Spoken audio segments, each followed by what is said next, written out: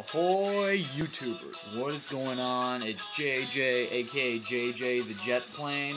So, start off my daily vlog. What's going down? I was browsing the old interweb yesterday, and I was just, looking around at videos, and so I saw this one video about, sleeping and how it affects test scores.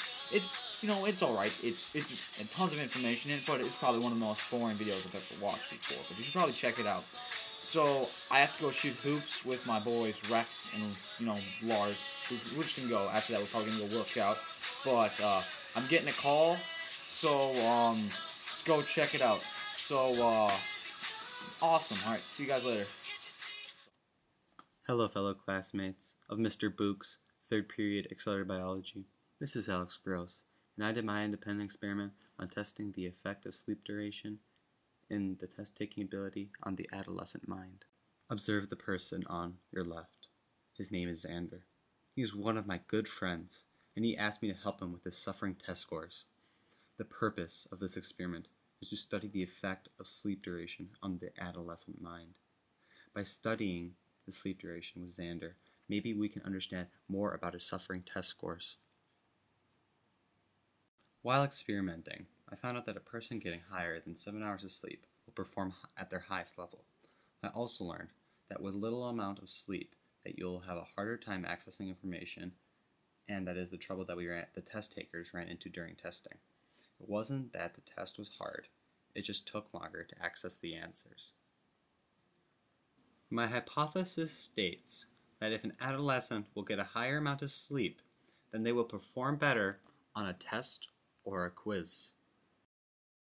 I made this prediction because I feel that if a student were to get more sleep, and from personal experience, that he or she will perform better on a test or a quiz. Homework, job, and extracurriculars. Here is some background information. Many students struggle with packed schedules on a daily basis, and they lose adequate amount of sleep that their bodies require. Adolescents and teens require the most sleep because their brain continues to grow until it reaches a certain age in a person's life, and sleep helps the mind ability to function properly. Students should get between 7 and 9 hours of sleep. Some need more, and none need less. The impact sleep has on the brain also portrays the ability to handle emotion, along with common mood swings. Sleep keeps students well rested.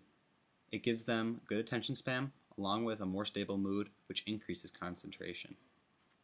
Sleep affects the body in many ways, and side effects may occur all at once or not at all. The side effects to lack of sleep are often overlooked. Lack of sleep negatively affects the body in too many ways.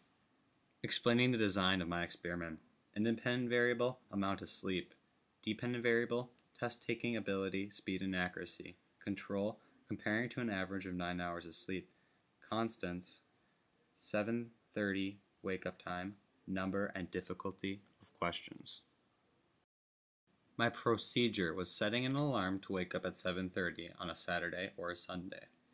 I would calculate the amount of sleep that was being tested and go to sleep at around that time. My friend and I were given 30 minutes to get ready. This includes the usual morning routine. After the routine, it was time to begin the test of 30 multiplication problems, and you were given 2 minutes to complete them.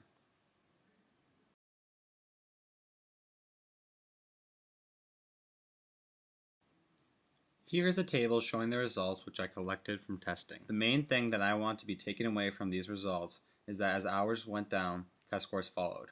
As you can see, Xander did very well between the hours of 7 and 9, but he did terrible less than 7 hours. Xander's testing helped me learn that the proper amount of sleep is between 7 and 9 hours. This will definitely benefit me and Xander in the future. From this experiment and from the results, I think it is easy to say that it was a success, and my conclusion was accepted, due to the higher test scores with more hours of sleep. Few errors were made during this experiment, but some errors, which may really mess up this experiment, may include sleeping past the designated wake-up time and wrong calculations for hours of sleep. If I were to do this experiment again, I would make changes. These changes include test studying habits with the study of performance of tests, Add eating habits to the study also. Take the test on paper instead of on a computer, or even go to extreme measures and go down to 1 hour of sleep instead of 4 hours of sleep.